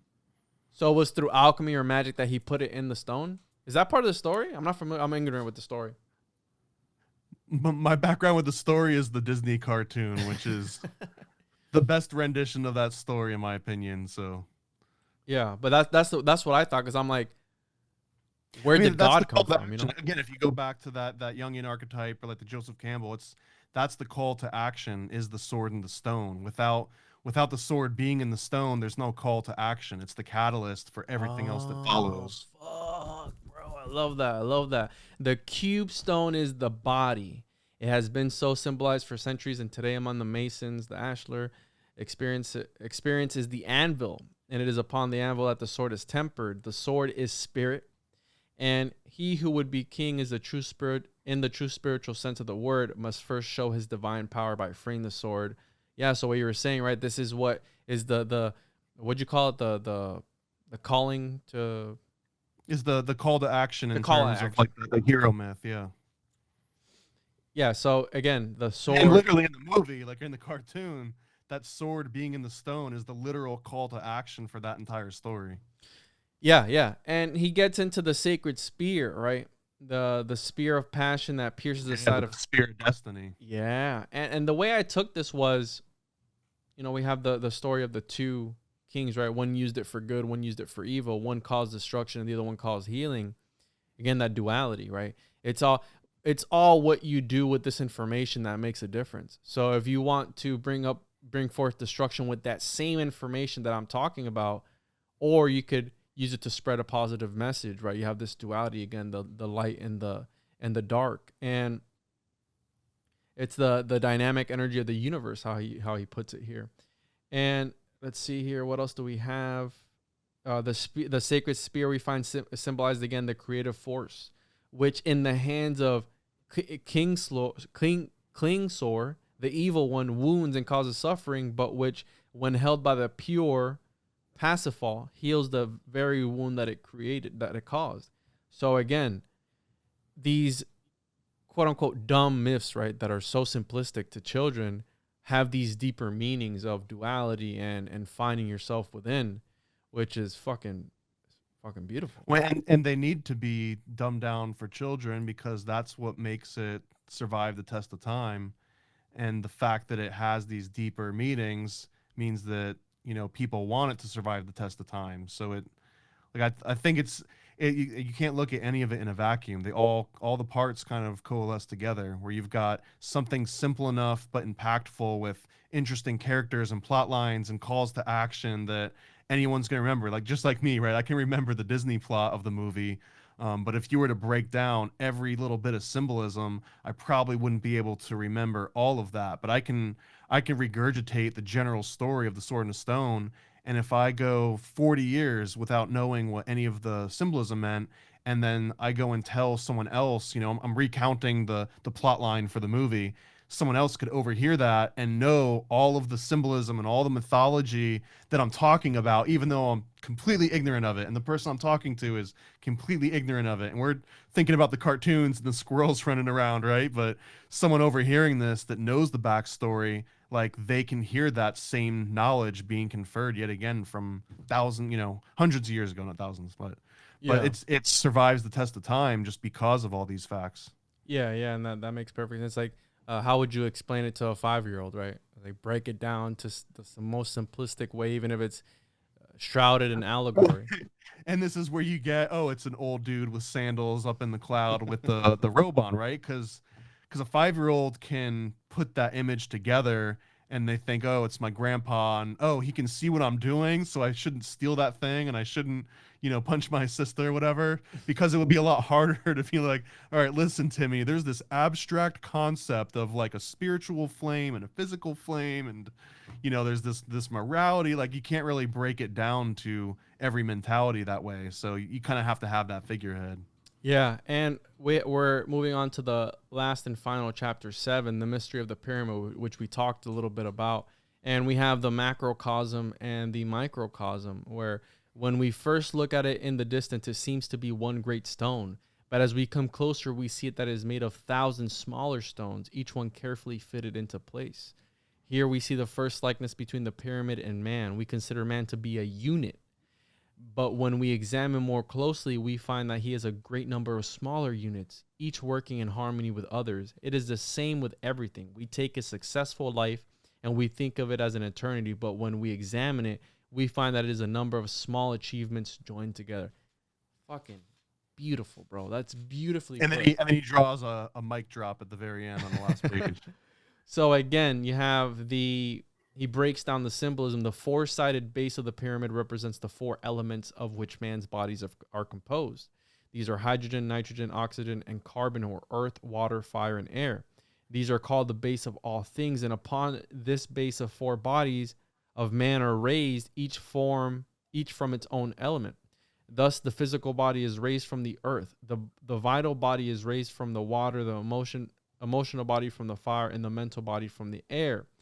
And again, he has this different, he labels every single different part of the pyramid as, I'm trying to find it here, as the different parts of the human body. And let me find it here. All right, right here. So let us now enter the pyramid, and passing through the corridors comes to the king's chamber, as it is called. There are 3 great rooms in the pyramid which are of great interest to the student. The highest is the king's chamber, then below that is the queen's chamber, and down below the surface of the earth is the pit. Here we again find the great correlation between the pyramid and man. The 3 rooms are the 3 great divisions in man, which are the seats of the threefold spirit. Again, the Holy Trinity. The lower room is the generative system under the control of Jehovah. The center room, or the queen's chamber, is the heart. So what we were talking about earlier, under the control of Christ. And the upper room, or the king's chamber, is the brain, which is under the control of the Father. And this upper room is the coffer made of stone, the meaning of which has never been explained, but which the student recognizes as the 3rd ventricle of the brain. So maybe perhaps. And I know how much you love Pythagoras too. This same exact analogy lies with the Pythagorean theorem, where you've got the father, the son, or in some aspects they'll do like the male, the feminine, and then the child, which is the combination of the male and the feminine. But it's to me, it's that same analogy of the Holy Trinity. Yeah, and then here he gets into, it is said that Moses was initiated in the Great Pyramid, and some also say that Jesus was instructed there also, which I found that interesting. And we have, right, the missing capstone, and he gets into this here. The true stone, which is the head of all the corners, is missing. If we look at the reverse side of the United States seal, we find again the pyramid from which the top is separated. And Omar Khayyam, the Persian poet, gives us the secret of the keystone when he says, "From my base metal shall be filed a key, which shall unlock the door he howls without." I don't know what the fuck that means, but I highlighted it anyways. It sounded fancy. Yeah, it sounded fancy. It sounded good in writing. And then we have the key and the cross. Upon the cross of matter that forms our bodies hangs the key to all the mysteries of creation. It is our duty to take this key and with it unlock the door that conceals from us the unknown. The key is the spirit. Release it. Right? I'm imagining him like in a fucking sermon. Like, release it. Release him right now. And one of the things that fucking stood out to me, which I'm trying to find it here, which when he mentions Lucifer, which is super fucking Freemasonic, right? Is that Freemasonic, bro? Can you confirm that, bro? Yeah, well, again, that comes Illuminati from confirmed. It comes from a reference from Albert Pike in Morals and Dogma. Almost every Freemasonic reference to Lucifer comes from that source. And was it on here that he talked about the tunnel inside of the Sphinx and how it's the entrance?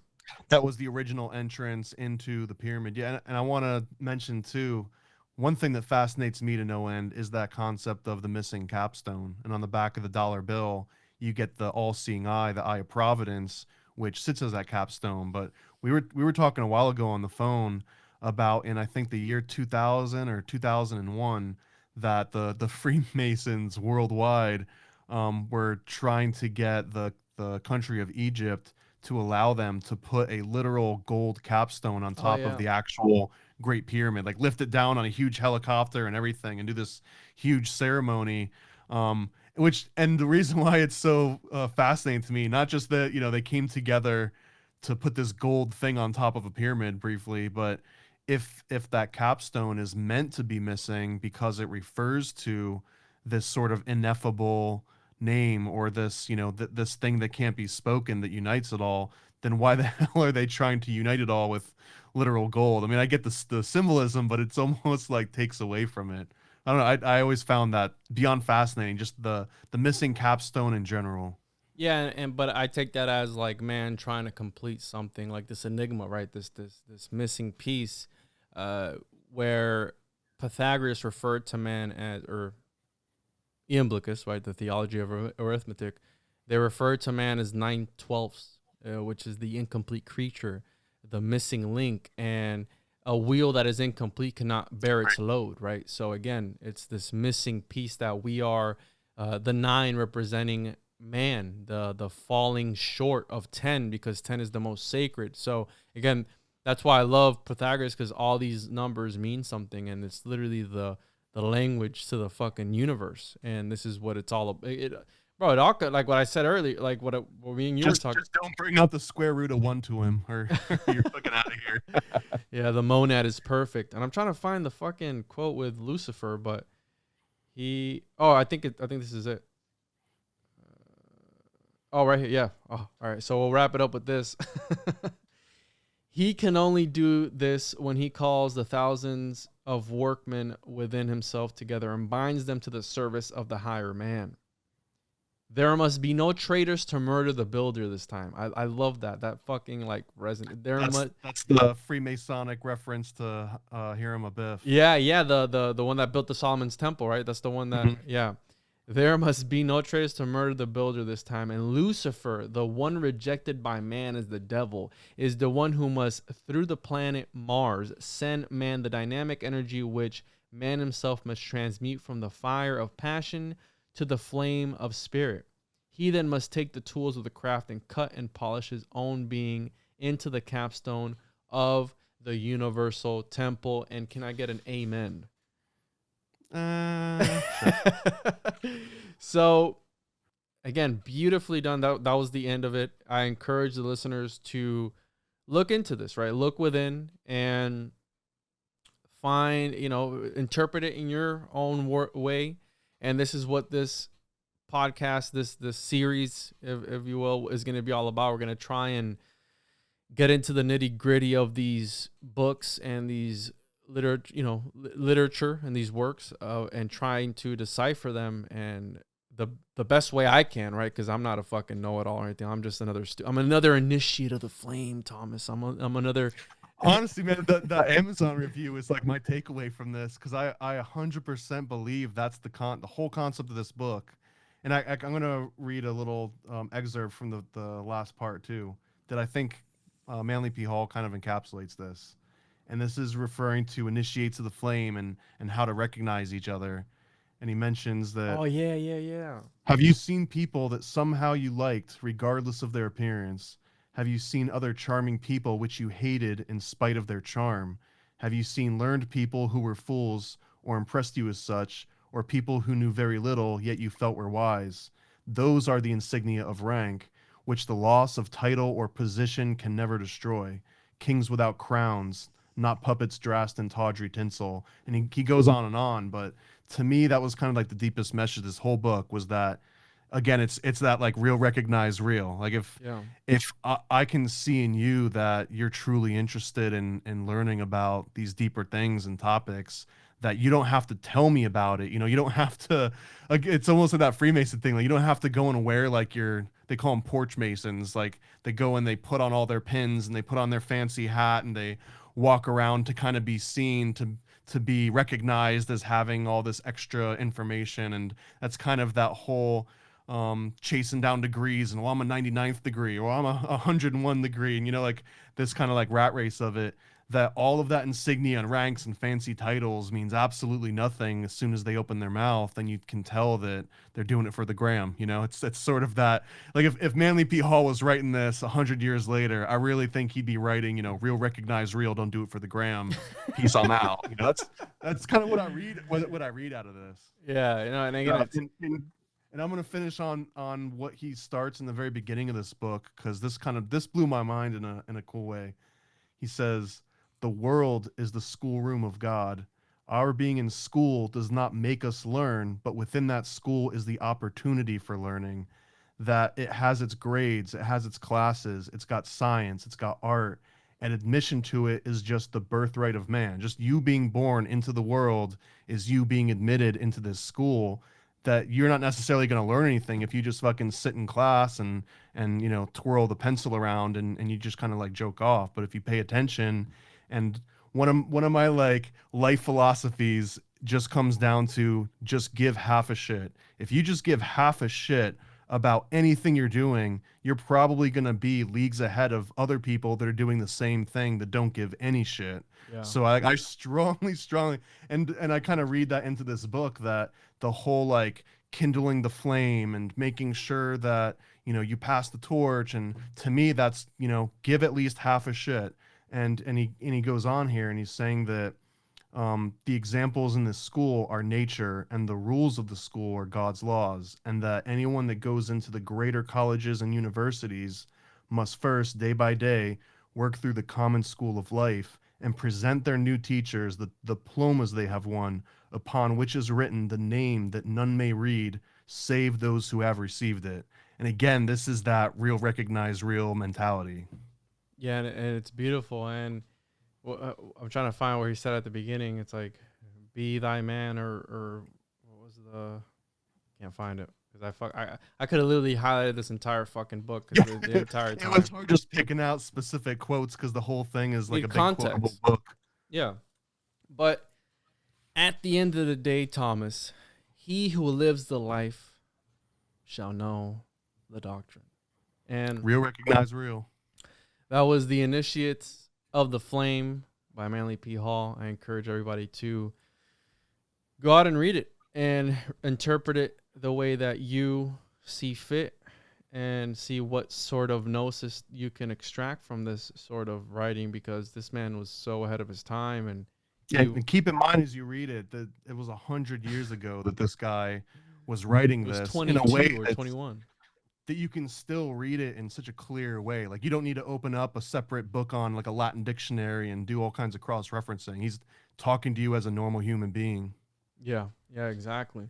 Go ahead and, Thomas, plug your shit so the listeners that are ParanoidAmerican.com, read about comics about Pythagoras and Diogenes taking shits on people's chests, and time traveling and fighting Nazis, and anything you can think of that has to do with occult, esoteric research, and conspiracy theory. ParanoidAmerican.com, @ParanoidAmerican, Instagram. Awesome, bro. And those links will be in the description. And what are we going to do next, Thomas? Are we going to do Gustave Le Bon, The Crowd? I mean, we both read Gustave Le Bon, The Crowd, and I think it's a seminal work, not necessarily on esoteric and occult research, but again, it was a book that shaped the thinking of so many powerful people that came after it, that use it as inspiration, that I think it will give a whole bunch of extra context. Because like, just trying to draw correlations here, when Manly Palmer Hall is talking about the man as a unit and the collection of these small pieces into the greater whole, that's got some correlations to what Albert Pike talks about, how he mentions gunpowder, that if you just burn a pile of gunpowder out on an open table, you've lost all of its potential, and that's essentially just pure chaos. And he sort of correlates that to a crowd of unruly people that don't have any structure. But if you were to take that same gunpowder and put it inside of a casing and put it inside of a rifled barrel, now all of a sudden, you know, you can focus that same exact amount of energy and create things that you would never be able to create with an unruly crowd. And the key word here being crowd, well, Gustave Le Bon, in his book, The Crowd, he kind of describes these two dynamics of this unbridled, chaotic energy that if you don't control it, it can just wildly burn out of control and be unpredictable. But if you know how to sort of shape it and harness it and direct it, you can turn that into, I want to say, either a really nice fireworks show or a fucking war and, you know, guns and bullets and bombs.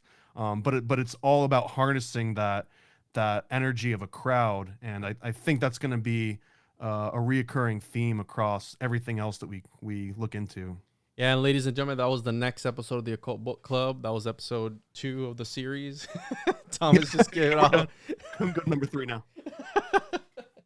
Well, dude, had a lot of fun, man, reading this, and it was last minute, right? Read this. I appreciate you bringing it up because I never had heard of it. I was surprised. I'm way behind on. Yeah, me too. But honestly, Secret Teachings, and I've read the New Atlantis and maybe like 1 or 2 other books. And when you mentioned this, because I've gone on Amazon and typed Manly P. Hall and seen like, oh shit, this dude's got like 20 or 30 books. So, you know, I don't know if I've got time to read them all. But this being his first one, and the fact that it was 1922, exactly 100 years ago, this was the perfect entry point. I think, bro, that the next fitting title that we should probably do one on, if we're sticking to the occult and esoteric, is The Lost Keys of Freemasonry. And it's only 105 pages, well, from what I'm seeing on here. And I think it's, since I learned something new about you today, I think it's touching that we get into that work. What do you think? Yeah, whatever you want to do, man. I'm voting right off the bat for Morals and Dogma by Albert Pike, which is it's very specific. So it's 860 something pages, but it's very specific to Scottish Rite Freemasonry, but also Secret Doctrine, which is also a super long book. I think it's well over 800 pages. You ever heard of Godfrey Higgins? Maybe. Is that one you're proposing? The Aneclipsis, which is, again, he's a high-ranking Freemason, and he talks about high ranking is always makes me kind of like giggle a little bit, because again, technically there's first degree, second degree, third degree, entered apprentice, fellow craft, and master mason, and there is no higher level of masonry than master mason. So to say someone's a high ranking mason always sounds a little bit silly. This is the Aneclipsis, an attempt to draw aside the veil of the Sciatic Isis, and then an inquiry into the origins of languages, nations, and religions. And Godfrey Higgins, again, the Aneclipsis, it's pretty short. I think we can get into that and digest that. Yeah, let's do it, man. Let's do it. All right, ladies and gentlemen, I appreciate anybody who was stuck with us this long, right? This went on longer than I thought, but I had a lot of fun, and hopefully we'll see you on the next one. Thomas, thank you for coming on again, bro. And I'm looking forward to breaking other pieces down with you, bro. Yeah, real recognize real, man.